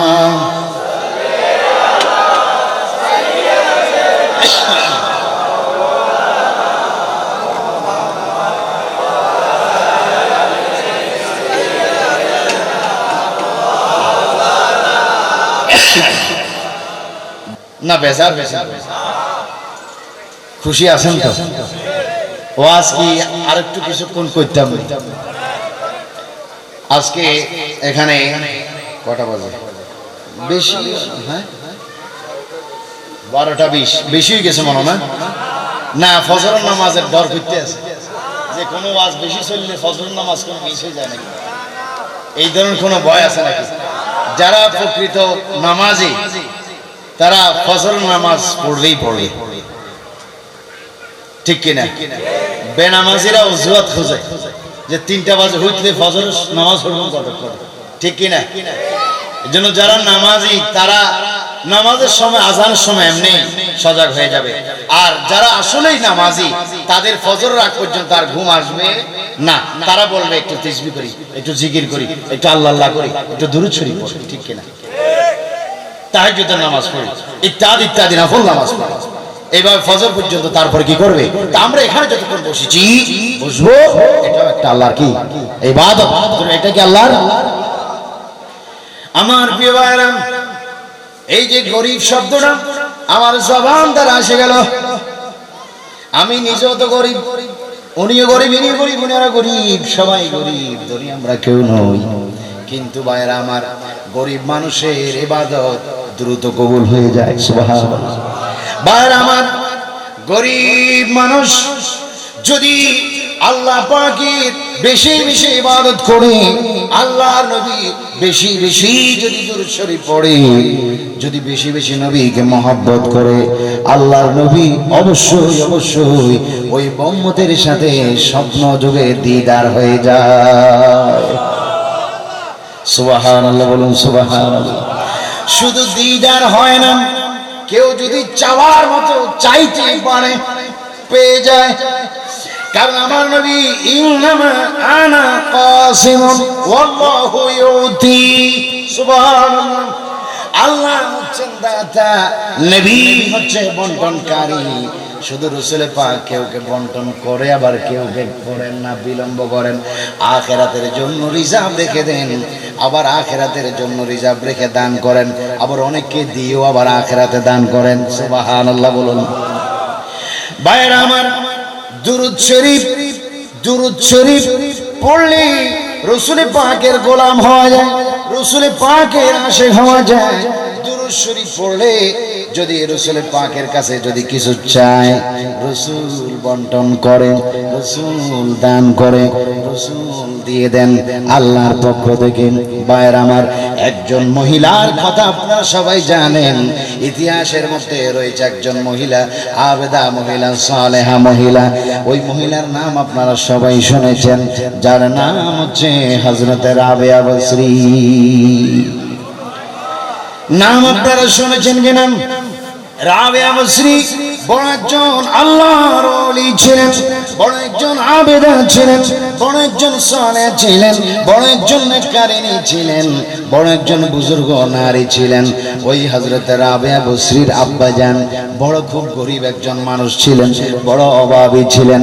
ওনার টাকা নাই, ওনার পয়সা ছিল না, ওনার অর্থ ছিল না, ওনার ধন সম্পদ ছিল না, কিন্তু মহান আল্লাহ খুশি হয়ে ওই রাবেয়া বসরির আব্বাও কিন্তু বড় একজন আবেদ ছিলেন, বড় একজন আশিক রাসূল ছিলেন। ওই রাবেয়া বসরির আব্বাজান বড় আবেদ, বড় আশিক রাসূল হওয়ার কারণে, নবীর দুরূদ শরীফ পড়ার কারণে একজন মহিলা, একজন মেয়ে দান করলেন আল্লাহ পাক খুশি হয়ে, যে নারীর নাম হচ্ছে রাবেয়া বসরি। আমাদের সন্তান ভূমিষ্ঠ হলে বাবারা, দাদারা দৌড় দিয়ে চলে যায় মার্কেটে। নাতি হলো, সন্তান হলো, একটি পোশাক কিনে দেওয়ার জন্য সবাই চলে যায়। সন্তানকে একটা পোশাক কিনে দেওয়ার জন্য যায় কি যায় না? নতুন সন্তান আসলে পোশাক কিনে দেয়, পোশাকের ব্যবস্থা করে দেয়। কিন্তু রাবেয়া বসরির আব্বাজান খুব গরিব ছিলেন, কিন্তু বেশি বেশি নবীর দুরূদ শরীফ পড়তেন। ওই রাবেয়া বসরি যখন ভূমিষ্ঠ হলেন, জন্ম হলেন, কয়েকদিন পার হয়ে গেল, পার হয়ে যাচ্ছে। ওই বাবার চোখের মধ্যে পানি, বাবার চোখের মধ্যে পানি, শুধু কান্দে আর কান্দে। কয় আল্লাহ পাক মেহেরবানি করে আমাকে একটা কন্যা সন্তান দান করলো, ওই কন্যা সন্তানকে একটা পোশাক কিনে দেওয়ার মতো তৌফিক আমার নাই। আমি বড় গরিব, আমি বড় অভাবী, খাইতে পারি না। আল্লাহ পাক কন্যা সন্তান দান করলেন, কিন্তু মেয়েটাকে একটা পোশাক কিনে দেওয়ার ক্ষমতা আমার নাই। ওই রাবেয়া বসরির বাবা যান সেজদার মধ্যে পড়ে গেলেন, সেজদার থেকে মাথা উঠালেন এবং হাত মোবারক তুললেন, রাসূল পাকের সালাতু সালাম পড়লেন, দুরূদ শরীফ পড়লেন, নবীকে ডাক দিলেন, ইয়া রাসূলুল্লাহ, ইয়া হাবিবাল্লাহ, আপনি তো কাসিম বন্টনকারী হুজুর, আপনি তো ইন্নামা আনা কাসিমুন ওয়াল্লাহু ইউতি। নবী গো, ইয়া রাসূলুল্লাহ, আপনি তো রওজা মুবারকে শুয়ে আছেন, আমার ঈমান ও আকীদা বিশ্বাস প্রেম রয়েছে, আপনি রওজা মুবারক থেকে সব দেখেন, শুধু দেখেন না, আপনি আসতেও পারেন, শুনেন, সবকিছু দেখেন। ইয়া রাসূলুল্লাহ, আল্লাহ পাক আমাকে একটা মেয়ে সন্তান দান করলো, ইয়া রাসূলুল্লাহ, ওই মেয়েটাকে একটা কাপড় পোশাক কিনে দেওয়ার মতো ক্ষমতা আমার নেই, আমার এই তৌফিকটা নাই। আপনি যদি আমাকে কিছু সম্পদ, টাকা আমাকে দান করেন, মুদ্রা দান করেন, দিরহাম দান করেন, আমি বড় খুশি হব, আমি বড় আনন্দিত হব। সুবহানাল্লাহ বলুন। এবার জোরে সরে আওয়াজ দিয়ে বলুন, রাসূল রওজা মুবারক থেকে উম্মতের ফরিয়াদ শুনে কবুল করাইতে পারে কিনা? ওই রাত্রির মধ্যে রাবেয়া বসরির বাবা খাবি দেখলেন, স্বপ্নে দেখলেন রাসূল তার ঘরের মধ্যে উপস্থিত। সুবহানাল্লাহ। রাসূল তার ঘরে উপস্থিত হয়ে গেলেন আর বললেন, ও আল্লাহর বান্দা, এ আমার প্রেমিক উম্মত, তুমি দিরহাম চেয়েছো আমার কাছে, আমি রওজা মুবারকের ভিতর থেকে শুনলাম তোমার সাথে আমি স্বপ্নযোগে সাক্ষাৎ করতে আমি চলে আসলাম, তুমি দিরহাম চেয়েছো, যাও রে, যাও রে, তোমার দেশের মধ্যে একজন বাদশা বসবাস করে, একজন রাজা বসবাস করে, মুসলিম রাজা বাদশা বসবাস করে। ওই বাচ্চাটা, তুমি তো গরিব মানুষ, তুমি গরিব হয়ে প্রতিদিন আমার উপর দুরূদ শরীফ পড়ো, আর ওই বাচ্চাটাও প্রতিদিন আমার উপর প্রত্যেক রাত্রে 500 বার গুনে গুনে দুরূদ শরীফ পড়ে। তুমি আগামী দিন চলে যাইবে তার ঘরের মধ্যে, আজকে রাত্রে ওই বান্দাটা, ওই বাচ্চাটা আমার উপর 500 বার দুরূদ শরীফ পড়তে পারে নাই, দুরূদ শরীফ পড়ে নাই, জরিমানা স্বরূপ তুমি তার কাছে আমার পক্ষ থেকে আমার কথা বলবে এবং 400 দিরহাম তুমি আমার কাছে কথা বলে তুমি চাইবে। জোরে বলুন সুবহানাল্লাহ। রাবেয়া বসরির বাবা যান চলে গেলেন। ওই বাদশার দরবারে চলে গেলেন দারোয়ান সামনে। আপনি কি? আমি অনেক দূর থেকে এসেছি, আমি গরিব মানুষ, আমি এমনি আসি নাই, রসুল আমাকে পাঠিয়েছে আমি বাচ্চার সঙ্গে সাক্ষাৎ করব, আমি বাচ্চার সঙ্গে সরাসরি কথা বলবো, রসুল আমাকে পাঠিয়েছেন বাচ্চাকে একটা মেসেজ পৌঁছানোর জন্য। ওই মানুষটাও আবেদ, বাচ্চা যেহেতু আবেদ, বাচ্চা যেহেতু আশিক রসুল, নবীর দুরূদ শরীফ পড়ে, ওই বাচ্চাও বুঝে ফেললেন রসুল পাঠাইছেন। ওই দারোয়ান বললেন রসুল পাঠাইছেন মানে কি বুঝলাম না। রসুল তো মদিনাতুল মুনাওয়ারা শরীফের মধ্যে কয় স্বপ্ন যুগে আমাকে রসুল বলেছেন আসার জন্য, মেসেজ দেওয়ার জন্য, এই জন্য আমি আসলাম। বাচ্চার কাছে গিয়ে দারোয়ান খবর পৌঁছালো রসুল একজন লোক পাঠাইলেন আপনার কাছে। বাচ্চা বসার থেকে দাঁড়িয়ে গেলেন, কি রসুল আমার কাছে লোক পাঠাইলেন? ওই ব্যক্তিকে খবর না দিয়ে বাচ্চা নিজেই তার কাছে চলে এসেছে। সুবহানাল্লাহ। ওই বাচ্চাটা যে বললেন ও ভাই আপনি কে, আপনি কোথা থেকে এসেছেন? কয় আমি বড় গরিব একজন মানুষ, আমি বড় গরিব মানুষ। তুমি নাকি বাচ্চা প্রতি রাত্রে তুমি নাকি দয়াল নবীর উপর 500 বার দুরূদ শরীফ পড়ো। রসুল তোমার দুরূদ শরীফ নিজ কানে শুনতেন এবং দেখতেন। গত রাত্রে তুমি 500 বার দুরূদ শরীফ পড়লে না, বন্ধ করে দিয়েছো। এই জন্য রসুল আমাকে পাঠিয়েছে আমাকে দয়া করে জরিমানা স্বরূপ 400 দিরহাম দান করার জন্য। জোরে বলুন সুবহানাল্লাহ। বাচ্চা আশ্চর্য হয়ে গেলেন, অবাক হয়ে গেলেন। আমি আমার মনে মনে আমি দুরূদ শরীফ প্রতিদিন জিকিরের মতো পড়ি, আজকে অত রাত্রে যে আমি পড়তে পারলাম না, এই ব্যক্তিটা কেমনে জানতে পারলো? নিশ্চয়ই রসুল স্বপ্ন যুগে তাকে বলে আমার কাছে পাঠিয়েছেন। ওই বাচ্চাটা বললো ও মুসাফির ভাইয়া, ও মুসাফির ভাই, তাহলে তুমি একটু ওয়েট করো, অপেক্ষা করো। রসুল যেহেতু তোমাকে জরিমানা নেওয়ার জন্য আমার দরবারে পাঠিয়েছে 400 দিরহাম, আমি তোমাকে 400 দিরহাম দেব না, আমি তোমাকে নবীর খাতিরে 10,000 দিরহাম প্রদান করব, কারণ তুমি আমার নবীর মেহমান। জোরে বলুন সুবহানাল্লাহ। আল্লাহু আকবার, আল্লাহু আকবার।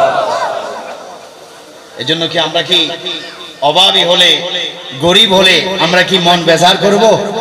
দেওয়ার মালিককে, উসিলাকে, মুহাম্মাদুর রাসূলুল্লাহ। এজন্য খেয়াল রাখবেন সব সময় বেশি বেশি নবীর দুরূদ শরীফ পড়বেন, বেশি বেশি সালাত ও সালাম পড়বেন, বেশি বেশি নবীর জিকির করবেন, ইয়া রাসূলুল্লাহ পড়বেন, ইয়া হাবিবাল্লাহ পড়বেন, ইয়া নবী আল্লাহ পড়বেন, আসসালাতু ওয়াসসালামু আলাইকা ইয়া রাসূলুল্লাহ পড়বেন, ইয়া হাবিবাল্লাহ পড়বেন, দুরূদ শরীফ পড়বেন। আল্লামা শেখ আব্দুল হক মুহাদ্দিস দেহলভী রাদিয়াল্লাহু তাআলা আনহু মাদারিজুন নবুওয়াত কিতাবের মধ্যে উল্লেখ করেন, রাসূলকে দেখার কার মনে না চায়, রাসূলকে দেখার কার ইচ্ছা না হয়? শোনো শোনো উম্মত, শোনো নবীর উম্মত, যদি রাসূলকে দেখার তোমার ইচ্ছা হয়, খায়েশ হয়, সাত জাগরিত হয়, তাহলে তোমাদেরকে আমি জানাই দিলাম মাদারিজুন নবুওয়াত কিতাবের মাধ্যমে বেশি বেশি নবীর দুরূদ পড়ো, স্বপ্ন যোগে নবীর দেখা পাবে। জোরে বলুন সুবহানাল্লাহ। আল্লাহু আকবার, আল্লাহু আকবার। এজন্য আমরা দুরূদ শরীফ বেশি পড়তে চাই কি চাই না? দুরূদ শরীফ বেশি পড়লে সওয়াব আছে কিনা? জোরে বলুন আছে কিনা? একটু জোরে জোরে আমার সাথে সবাই বলুন ইয়া রাসূলুল্লাহ,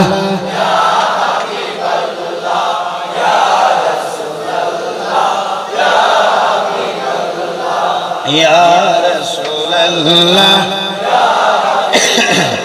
মোহাব্বতে বলি ইয়া রাসূল, আপনারই নূরের ঝলক লাগিয়া কবরের আঁধার যাবে চলিয়া, আপনারই নূরের ঝলক লাগিয়া কবরের আঁধার যাবে চলিয়া, দয়া করি আদিও গো দেখা ইয়া রাসূলুল্লাহ। মোহাব্বতে বলি ইয়া রাসূল। আপনাদের কোনো ইয়া রাসূলুল্লাহ বললে কোনো অসুবিধা হয় না? ইয়া রাসূলুল্লাহ বলে মজা আমাদের লাগে কিনা? জোরে বলুন লাগে কিনা? ভালো লাগে কিনা? আপনারা দেখবেন শয়তান আমাদেরকে সাওয়ার করে কি করে না?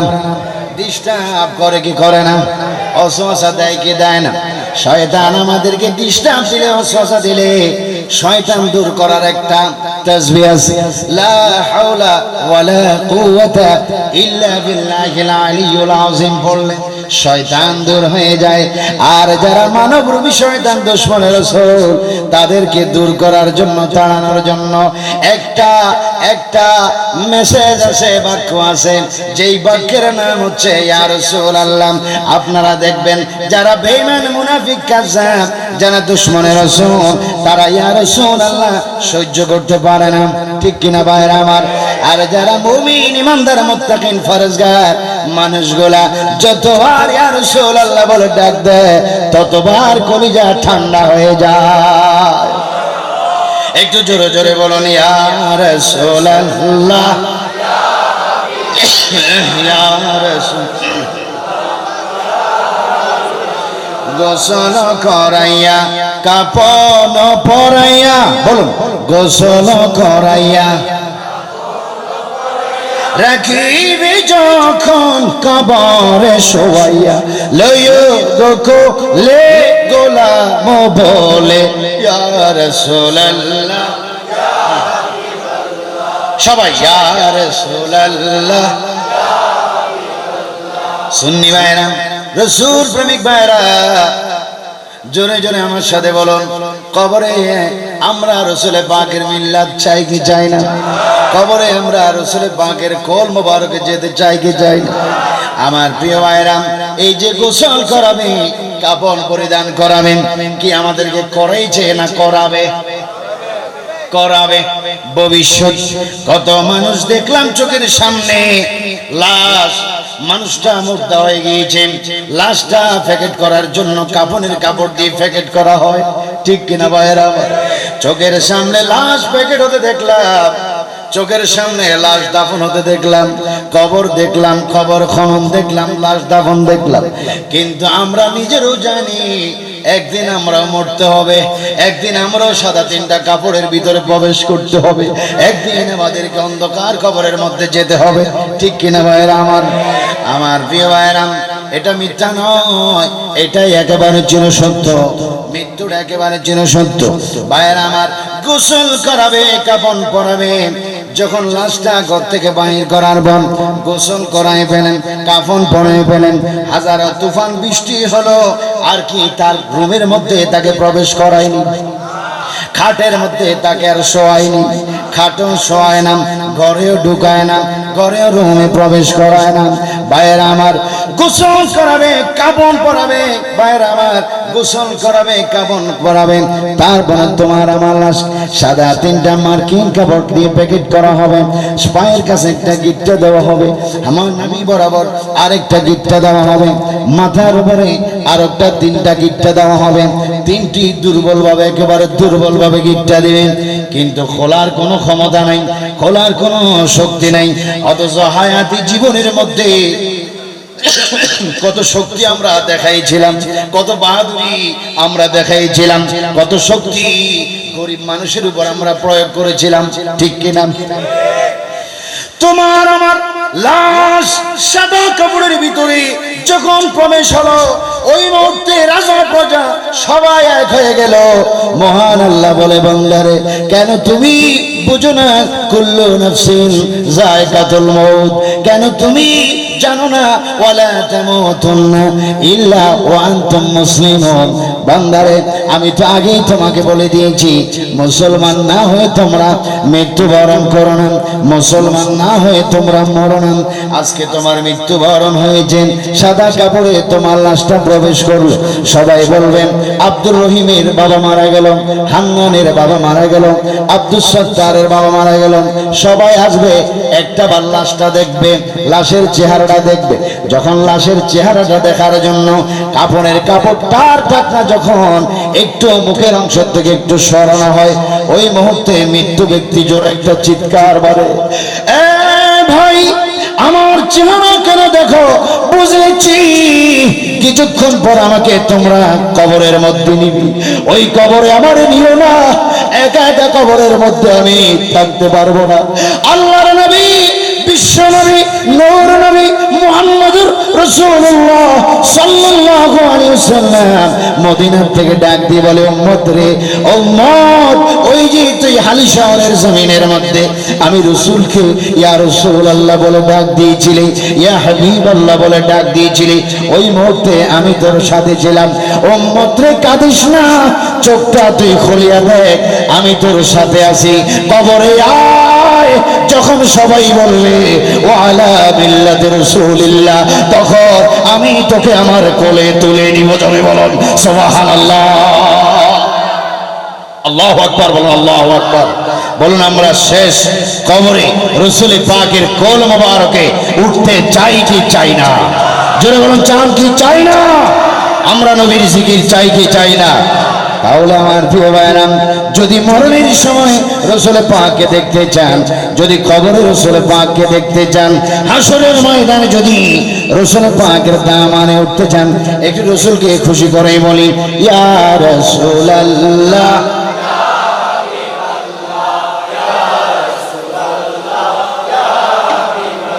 ইয়া রাসূলুল্লাহ আলহামদুলিল্লাহ কোন আলহামদুলিল্লাহ আমার প্রিয় ভাইরা বক্তব্য আমি একেবারে শেষের দিকে নিয়ে যাচ্ছি একেবারে ছোট করে নিয়ে যাচ্ছি একেবারে ভাইরা আমার আপনাদের চেহারার দিকে তাকালে মনে হয় আপনারা মনে হয় একটু বেজার আছেন ওয়াজ কিল্লাই এত বেশি করতে আছে কোনো খারাপ লাগেনি অসুবিধা হয়নি তাবারক কি লই আনতাম নি তাবারক অটোমেটিক আইব কি আইব সময় মতো চলে আইব কিন্তু একটু খিদা বালা করে লাগবে ঠিক কি না ওয়াজ কি আপনারা করেন না আমি করতে আছি তো খিদা লাগলে কার বেশি লাগবে আমি তো করতে আছি আপনাদের চেহারার দিকে তাকালে মনে হয় যেন এতটা হয়েছে এখনো তো ভাত খাই না দুবার তো আবার খাইতে ইচ্ছা করছিলাম আর কি আর কতক্ষণে খাইয়ে হুজুর শাড়ি দেয় সারা শাড়ি বাবা সারা শাড়ি নেই আপনারা যদি না ছাড়েন আমিও আমরা ঘরে আটকায় রাখি দিই কতক্ষণ বাঁধা থাকতে চান একটা তাজা মিথ্যা কথা ফজর পর্যন্ত জীবনও থেকেও থাকলেও মাইকম্যান থাকতে পারে আর আমি এই দুইজন ছাড়া মনে আর কেউ থাকতে পারে কবে হুজুর আপনি চলাই যান মাইক তো চলতে আছে আমরা যাই ওমা আলাইনিল্লাহ বালাক নাকি ইনশাআল্লাহ তাবারক আসবে আমাদের জন্য আমরাই তো তাবারক খাবো ঠিক কি না তাবারক মহিষ গরু ছাগল চাউল ডাউল তেল মশলা ইত্যাদি এই হালাল জিনিসটা আমাদের জন্য আর এই হালালকে বেঈমানরা হারাম বানাই দিয়েছে নাউজুবিল্লাহ কোন আসলে তাদের নসিবে আল্লাহ বিরিয়ানি রাখে না কিন্তু সুযোগ পাইলে তাবারকের ফলটা চুরি করিও খায়নি এখন আপনারা দেখবেন ফেসবুকে মিডিয়ার যুগ অনেক জালেমরা সারা জীবন মিলাদুন নবী হারাম করেছে ঠিক কি না কিন্তু মিলাদুন নবীর ব্যানারে প্রোগ্রামে গিয়ে মিলাদুন নবীর প্রোগ্রাম কিসের জন্য টাকার কাছে ওদের হারাম ও হালাল হয়ে যায় টাকার কাছে আবার কি হালাল ও হারাম হয় এরাই হচ্ছে মুনাফিক যেরকম এরা কি গভীর মনোযোগ আমার প্রিয় ভাইরা আজকে আমরা এই মাহফিলের মধ্যে আমরা বসলাম আমরা আসলাম কিচ্ছু আমরা নিয়ে নেওয়ার জন্য এসেছি একেবারে খালি আমরা যেতে চাই না কি নিয়ে যাব একটু নবীর প্রেম নিয়ে যাব একটু নবীর মহব্বত নিয়ে যাব একটু আল্লাহর মহব্বত ভালোবাসা নিয়ে যাব ঠিক কিনা ভাইরা কেউই আপনারা মাহরুম হবেন না ভাইরা আমার আল্লাহর নবী বলেন যারা ভালো কাজের নিয়ত করলো করতে পারলো না নিয়ত করার কারণে ভালো কাজের সওয়াব দান করবে আর যদি কেউ ভালো কাজের রত অবস্থার মধ্যে যদি কেউ ওফাত হয়ে যায় মৃত্যু হয়ে যায় ওই ভালো কাজে মওজুদ থাকার কারণে আল্লাহ পাক তাকে জান্নাত দান করে দিবে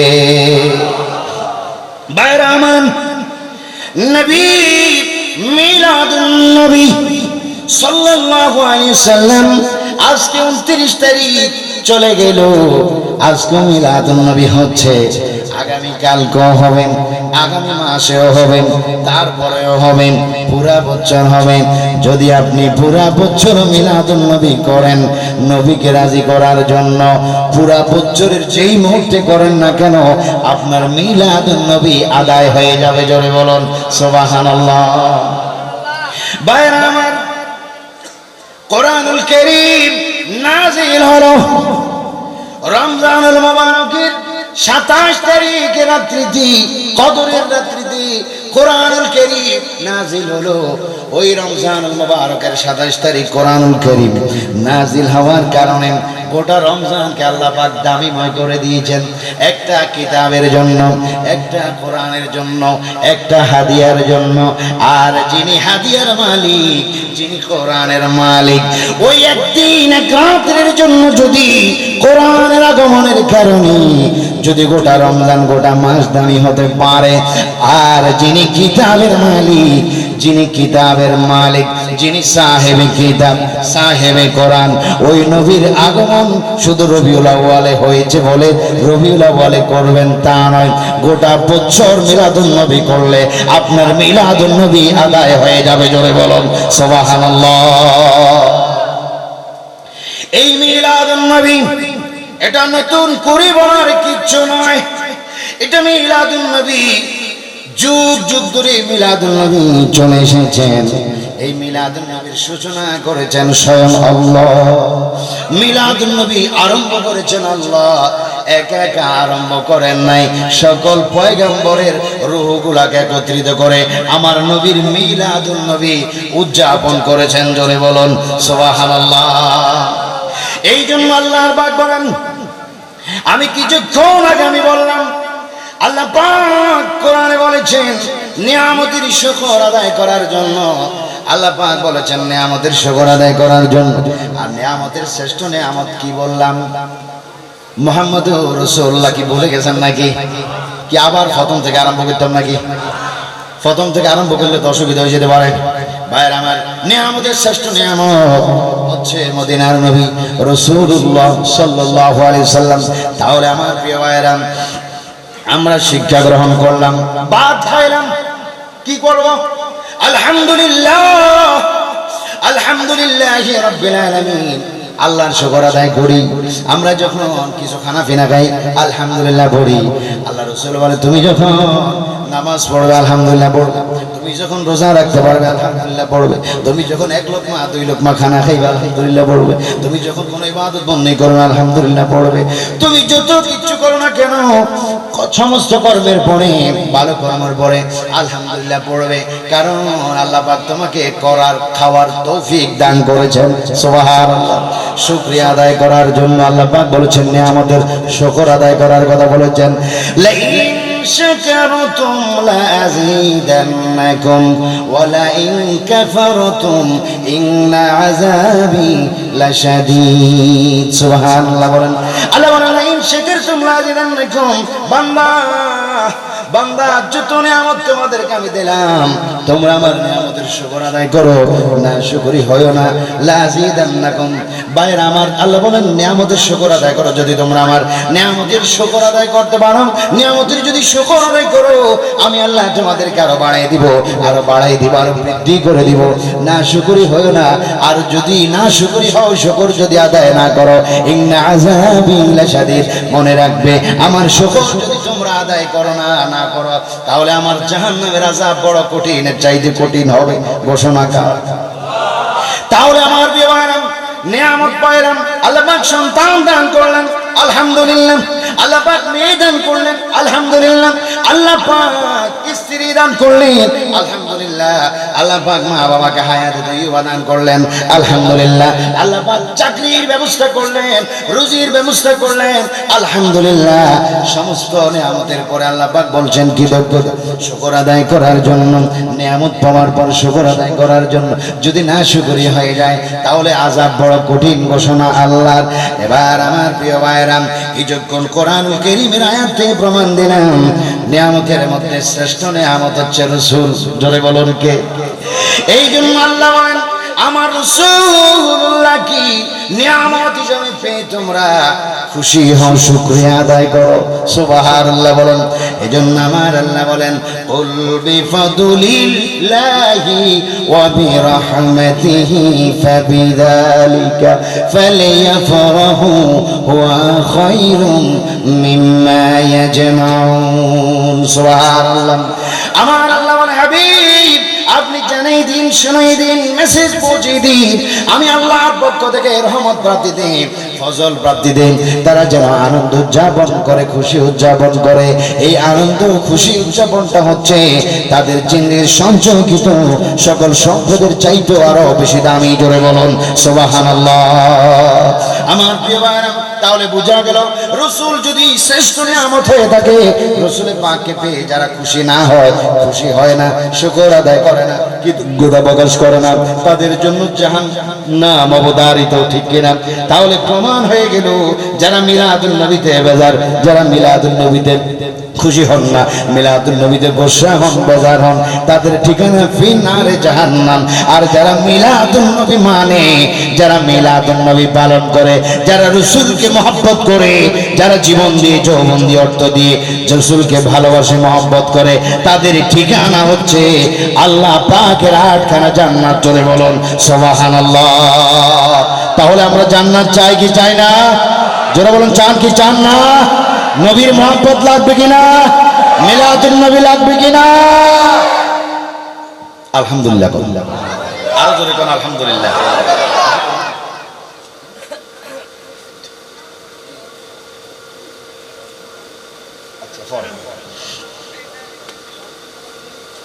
কেউ কেউ আসতে আছে, আমি বুঝলাম না এই হাসার হাকিকত কি।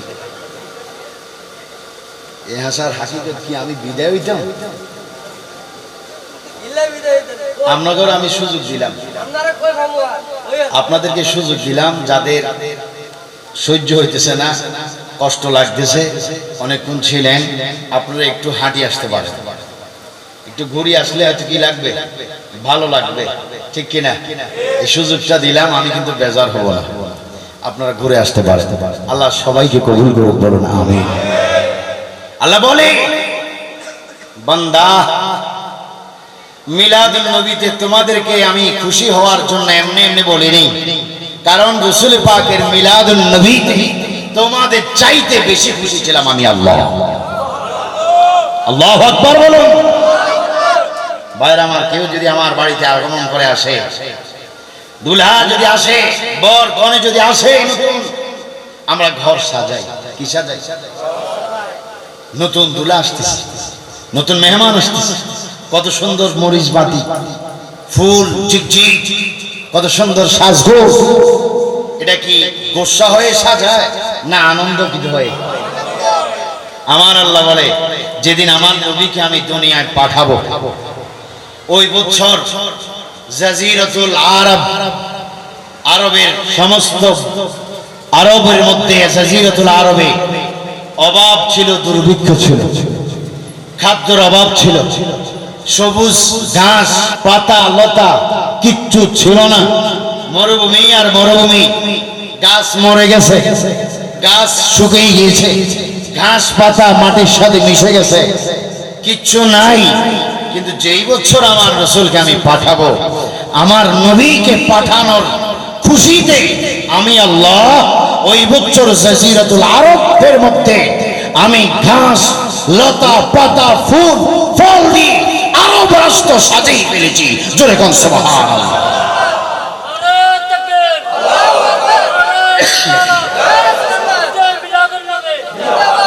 আল্লামা ইমাম কাসতালানি রাদিয়াল্লাহু তাআলা মাওয়াহিবি লাদুনিয়ার মধ্যে বয়ান দিচ্ছেন। আল্লামা ইমাম ইবনে কাসির রাদিয়াল্লাহু তাআলা বয়ান দিচ্ছেন, বেদায়া ওয়া নাহায়া কিতাবের মধ্যে বয়ান দিচ্ছেন, রাসূলকে আল্লাহ পাঠাই খুশি, আর আমরা পেয়েও বুঝি খুশি হইতে পারি না। আল্লাহ রাসূলকে পাঠাই খুশি, পাঠাই আনন্দিত, আর আমাদের দেশের কিছু মুসলমান উম্মত দাবিদার কয় আমরা বেজার হইতে পারলাম না। এজন্য মিলাদুন নবী করে না, সিরাতুন নবী করে। আছে কিনা ভাইরা আমার? আগে তুমি মিলাদুন নবী করতে হবে, মিলাদুন নবী মানতে হবে, তারপরে তোমার জন্য সিরাত। ঠিক কিনা ভাইরা? আল্লামা ইমাম ইবনে কাসির বয়ান দিচ্ছেন, ইমাম কাস্তালানি বয়ান দিচ্ছেন, যেই বুঝছো যেদিন আল্লাহ নবী দরার বুকে মা আমিনার পেট মোবারক থেকে দরার বুকে আগমন করবেন, জমিনের মধ্যে আগমন করবেন, ওই রাত্রের মধ্যে আল্লাহ রাব্বুল আলামিন আনন্দিত হয়ে 7 আসমানের দরজাগুলো আল্লাহ খুলে দিয়েছে। আল্লাহ পাক খুশি হয়ে 8খানা জান্নাতের দরজা খুলে দিয়েছেন। আল্লাহ পাক খুশি হয়ে আল্লাহ পাকের যত রহমতের দরজা ছিল রাসূল পাকের আগমনের খুশিতে, আগমনের রাত্রে সকল রহমতের দরজা উন্মুক্ত করে দিয়েছে। এগুলা কি বেজার হয়ে না খুশি হয়ে? তাহলে আল্লাহ যদি আমার নবীকে পাঠাইয়া এত খুশি হতে পারেন, আমরা সুন্নি মুসলমান আশিক রাসূল হয়ে আমরা নবী পেয়ে মিলাদুন নবীতে খুশি হতে চাই কিনা? ভাইরা আমার, মিলাদুন নবী যুগে যুগে সব সময় ছিল। সব নবীগণ মিলাদুন নবীর জন্য দুনিয়াতে আগমন করেছেন। সুবহানাল্লাহ। এই সব নবীদের দুনিয়াতে আসার রহস্য হলো, আগমন করার রহস্য হলো শুধু আখিরি জামানার নবীর মিলাদের সংবাদ পৌঁছানো। সুবহানাল্লাহ। ভাইরা আমার, রাসূল দরার বুকে আসবেন, জমিন দুনিয়াতে আসবেন, আসার আগে মা আমিনার গর্ভের মধ্যে ছিলেন, গর্ভ মুবারকের মধ্যে রাসূল পাক ছিলেন, কিন্তু রাসূল পাক মা আমিনার পেটে ছিলেন। আমাদের দেশের আমাদের মা বোনের গর্ভে যখন সন্তান হয়, সন্তান হলে ধীরে ধীরে মাস যত যায় পেট তত উঁচু হয় কি হয় না? জোরে বলেন, উঁচা হয় কি হয় না? বুঝা যায় ওই মহিলাটার গর্ভে নিশ্চয়ই সন্তান আছে। ঠিক কিনা ভাইরা আমার? মা আমিনা বলেন, আমি শুধু খবর পেলাম, সংবাদ পেলাম, আমি আখেরি জামানার নবীর মা আমি হয়েছি, কিন্তু কোনোদিন আমি অনুভব করিনি, কোনোদিন আমার পেটটা একটু উঁচু হয়নি, কোনোদিন আমি ওজন অনুভব করিনি, ব্যথা অনুভব করিনি, ওজন অনুভব করিনি। কারণ কিভাবে আমি ওজন অনুভব করব? কারণ আমার নবী পুত্র মুহাম্মদ হচ্ছে নূরের তৈরি, নূরের কোনো ওজন হয় না। জোরে বলুন সুবহানাল্লাহ। এই জন্য আমার ভাইরাম, জোরে সরে বলুন, আমাদের সবার কাদের মধ্যে 2জন করে ফেরেশতা আছে কিনা? 2জন করে ফেরেশতা আল্লাহ রাখাই দিয়েছে। কিরামান কাতিবিনা ইয়ালামুনা মা তাফআলুন। 2জন ফেরেশতা এখনো আছে, এখনো তারা কাজে আছে, এখনো তারা লেখার মধ্যে আছে। কোনো ওজন, কোনো অনুভব হয়নি, কোনো কি কষ্ট লাগেনি, সিনা কি নিচের দিকে চলে যায়নি না? কেন? ফেরেশতারা নূর, এই জন্য নূরের কোনো ওজন নাই। সুবহানাল্লাহ। মা আমিনা বিবি কত সুন্দর বয়ান দিচ্ছে দুনিয়ার মানুষ। মিলাদুন নবীর ব্যাপারে কি তোমরা জানো? কি তোমরা শোনো? কি তোমরা জানো? আমার থেকে তোমরা বেশি কিছু জানো না। কারণ মিলাদুন নবীর ব্যাপারে আমি যার মিলাদুন নবী তোমরা পালন করেছো, করবে, ওই নবীর মা হচ্ছি আমি আমিনা। জোরে বলুন সুবহানাল্লাহ। মা আমিনা বলেন, আমার নসিব অনেক ভালো, আমার তাকদীর অনেক ভালো, আমার ভাগ্য অনেক ভালো, আমি আখির নবীর মা হলাম। কিন্তু যখন আমার স্বামী আব্দুল্লাহর সঙ্গে আমার শাদী মোবারক হলো, আমার সঙ্গে স্বামীর বিবাহ হয়ে গেল, আমার স্বামীর কপালের মধ্যে একটা নূর মুবারক ঝিকঝিক করতো। সুবহানাল্লাহ। আমার সঙ্গে শাদী মোবারক হওয়ার পর বাসর ঘর হয়, সবার বাসর ঘর হয়, সবার বাসর ঘর, যারা বিবাহ করেছেন বাসর হয়েছে। এটা বড় আনন্দের রাত, খুশির রাত। ঠিক কিনা ভাইরা আমার? আনন্দের রাত, খুশির রাত, পরিচিত লাভ করার রাত। মা আমিনা বলেন, আমার সঙ্গে শাদী মুবারক হলো আব্দুল্লাহর সঙ্গে। একটা কুড়ে ঘর মদিনাতুল মুনাওয়ারা, ওই কুড়ে ঘরের মধ্যে আমাকে রাখা হলো আব্দুল্লাহর সঙ্গে বাসর করার জন্য। আমাদের নিজ বাড়িতে বাসর হয়েছিল। সন্ধ্যা হয়ে গেল, আমার স্বামী ঘরে কেন আসে না? কিন্তু একটা লাইট কেউ আমার ঘরের মধ্যে দেয়নি, একটা বাতির ব্যবস্থা কেউ আমার ঘরে কেউ দেয়নি, কারণ অভাব আর অভাব আর অভাব ছিল, কেউ দেয় নাই। সন্ধ্যা হয়ে গেল, ওই সময় না ছিল আসর, না ছিল মাগরিব, না ছিল ফজর, না ছিল যোহর, সূর্য ডুবে গেল, সন্ধ্যা পার হয়ে গেল, অন্ধকার ঘরের ভিতরে আমি বসে রইলাম, আমার স্বামীর অপেক্ষা করছি, ইন্তজার হয়ে আছি, আমার স্বামী কেন আমার ঘরের মধ্যে আসে না, এইভাবে ইন্তজার করছি। অন্ধকার শুধু গনে যাচ্ছে, আসতেছে আসতেছে, হঠাৎ করে আমি দুইটা চোখ তাকাইয়া দেখলাম বাইরের থেকে একটা নূরের আলো আসতে আসতে, সুবহানাল্লাহ। হঠাৎ করে দেখলাম আমার ঘরের ভিতরে আমার স্বামী খাজা আব্দুল্লাহ আমার ঘরের মধ্যে প্রবেশ করলো, নূরে মনে হয় যেন আমার গোটা ঘরখানা যেন আলোকিত হয়েছে, জোরে বলুন সুবহানাল্লাহ। আমার স্বামীর কপালের ভিতরে এই নূর ঝিকঝিক করা অবস্থা দেখি আমি স্থির থাকতে পারলাম না, আমি পেরেশান হয়ে গেলাম, বসার থেকে দাঁড়িয়ে গেলাম, আমার স্বামীর কাছে আমি চলে গেলাম, নূর মুবারকের উপর আমি একটা চুমা খাইলাম, সুবহানাল্লাহ। ভাইয়ের আমার, প্রথমেই মনে রাখবেন, আমি আপনি মায়ের পেটে যেভাবে গিয়েছি, রসুলে পাক এইভাবে মায়ের পেটে যান নাই। রসুলে পাক আমাদের আশা, রসুলের আশা একরকম নয়, আমাদের মায়ের গর্ভে যাওয়া রসুলের যাওয়া এক নয়, সুবহানাল্লাহ বলুন। যারা ওই রসুলে পাক মা আমেনার পেট মোবারকে যাওয়ার ব্যাপারে যারা বিভিন্ন কথা বলেন, আমাদের মতো চিন্তা করে যারা বিভিন্ন কুরুচিপূর্ণ কথা বলেন, এটা হারাম, এটা গভীর গুনাহ, এটা বেয়াদবি, এটা ঈমান নষ্ট করে দেয়। কারণ নবী যেমন মহান, নবীর আগমন মহান, নবী যেমন মহান, নবী মায়ের গর্ভে যাওয়াও মহান। এটা রিসার্চ করার বিষয় নয়, এটা গবেষণার বিষয় নয়, এটা আল্লাহর কুদরতের উপর বিশ্বাস করার বিষয়, জোরে বলেন সুবহানাল্লাহ। মা বলছেন, আমি আমার স্বামীর কপাল মোবারকের মধ্যে একটা চুমা আমি খাইলাম, ওই নূর মোবারক বরাবর চুমা যখন খাইলাম, জগতের মানুষ রে তোমরা শুনে রাখো, চুমাটা যখন আমি খাইলাম, চুমাটা খাইতে দেরি হঠাৎ করে চতুর্দিক থেকে একটা শব্দ আমি আমার কানের মধ্যে বাড়ি যাচ্ছে, কারা যেন জোরে জোরে আমার কানে বাড়ি দিচ্ছে, আমেনা তোমার নসিব অনেক ভালো রে আমেনা, তোমার তকদীর অনেক ভালো রে আমেনা।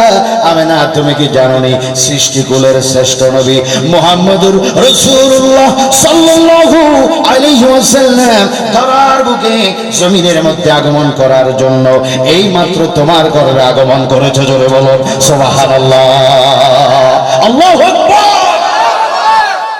ইয়া রাসূলুল্লাহ বল, ইয়া রাসূলুল্লাহ।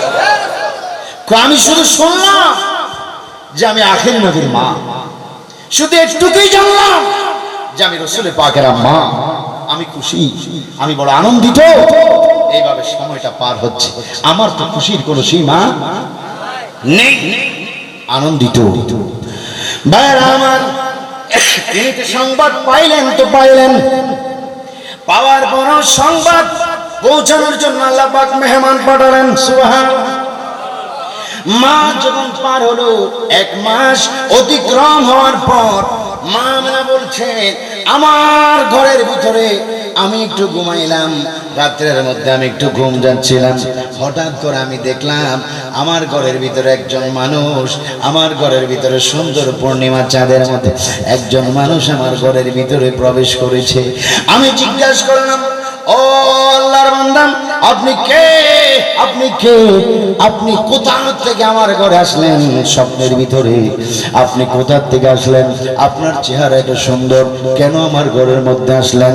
ওই বান্দাটা ডাক দিয়ে বলে, মা আমেনা গো, ও মা আমেনা, আমাকে তুমি চিনুনি, আমি মুসলিম মিল্লাতের পিতা হযরত ইব্রাহিম খলিলুল্লাহ, জোরে বলুন সুবহানাল্লাহ। আমি আসলাম, আমার দায়িত্ব হলো সপ্ত আসমানের উপরে সন্তান, ছোট্ট ছোট্ট যেই সমস্ত শিশুরা দুনিয়ার থেকে মরে যায়, অল্প বয়স অবস্থায় মরে যায়, ওই সন্তানদেরকে আমি সেখানের মধ্যে সান্ত্বনা দিই, মায়ের কথা বাবার কথা কল্পনা করে, যাতে তাদের মনে কষ্ট না আসে, যাতে তারা কান্দন করতে না পারে, আমি তাদের সঙ্গে খেলা করি, আমি তাদেরকে আনন্দ দিই, সেই সপ্ত আসমানের উপরে আমার দায়িত্ব রয়েছে। আমি তাদেরকে বিভিন্ন জিনিস শিক্ষা দান করি, তেলাওয়াত করাই, কিতাব শিক্ষা দেই। মা আজকে এই মুহূর্তের থেকে আল্লাহ পাক আমাকে আপনার ঘরের মধ্যে পাঠিয়ে দিলেন একটা সংবাদ পৌঁছে দেওয়ার জন্য। আপনার নসিব অনেক ভালো হবে না, আপনার তকদির অনেক ভালো হবে না। আপনার ঘরের গর্ভের ভিতরে 8খানা জান্নাতের মালিকের আগমন হয়েছে, জোরে বলুন সুবহানাল্লাহ।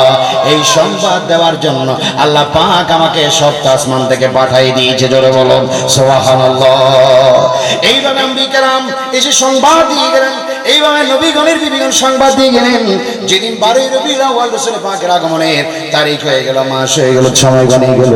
মা আমরা বলেন আমি ঘরের ভিতরে একা, আমার ঘরের ভিতরে কেউ নাই, আমার ঘরের ভিতরে কোনো মানুষ নেই, শুধু আমার ওই মুহূর্তে আমার শ্বশুর হযরত খাজা আব্দুল মুত্তালিব রাদিয়াল্লাহু তাআলা আনহু খানে কাবার খাদেম ছিলেন, মতওয়াল্লি ছিলেন। সেখানে আমি একাকী ঘরের ভিতরে।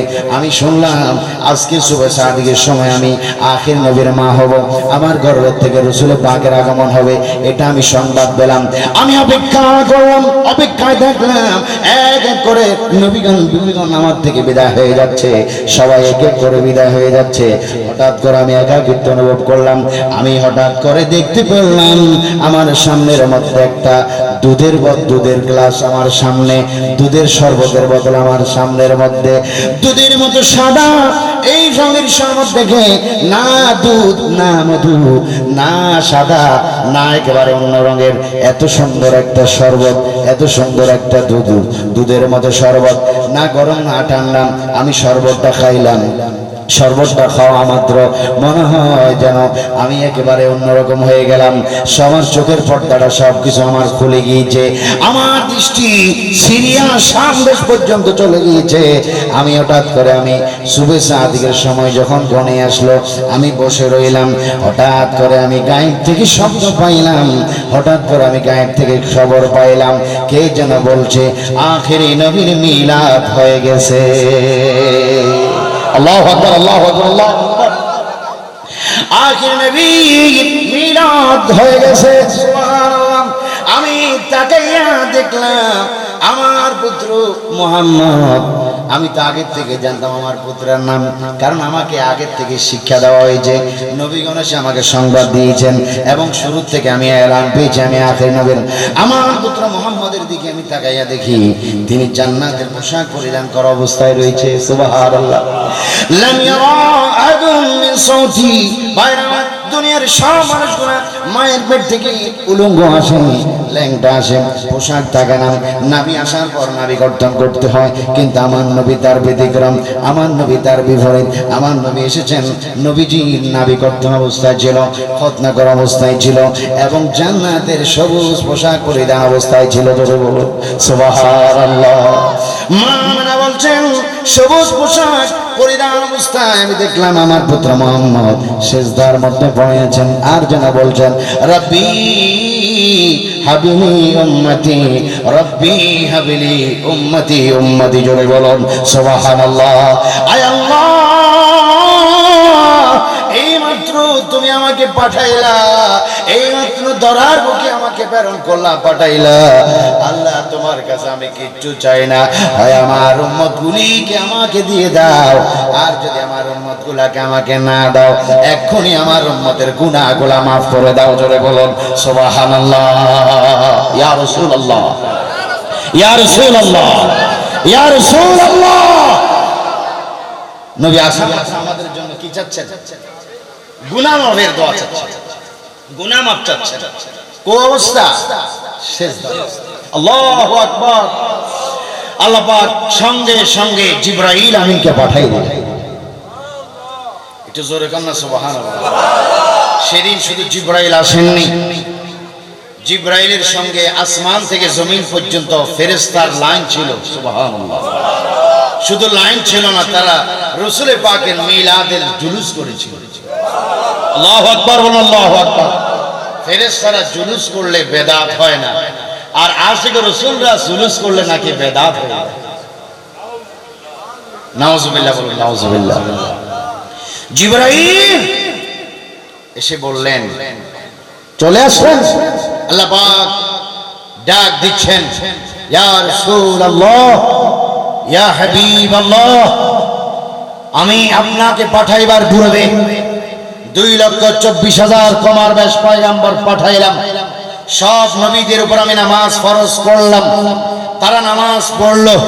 তাদের নামাজ ছিল নির্দিষ্ট জমিনে, নির্দিষ্ট স্থানে, নির্দিষ্ট জায়গায়, নির্দিষ্ট মসজিদে।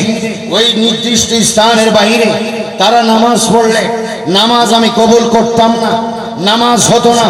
আয় আকা ইয়া রাসূলুল্লাহ, আর আপনি রাসূলুল্লাহকে আমি পাঠালাম এই মাত্র, আপনি যাওয়া মাত্র আমি আল্লাহকে আপনি সেজদা দিলেন, একটা সেজদা দিলেন। ইয়া রাসূলুল্লাহ, আমি খুশি হলাম আপনার একটা সেজদা দেওয়ার কারণে।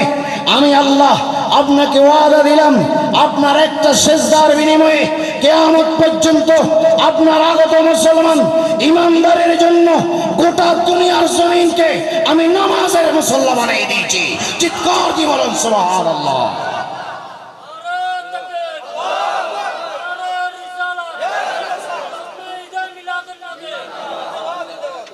বলুন, এই নবী আমরা চাই কি চাই না?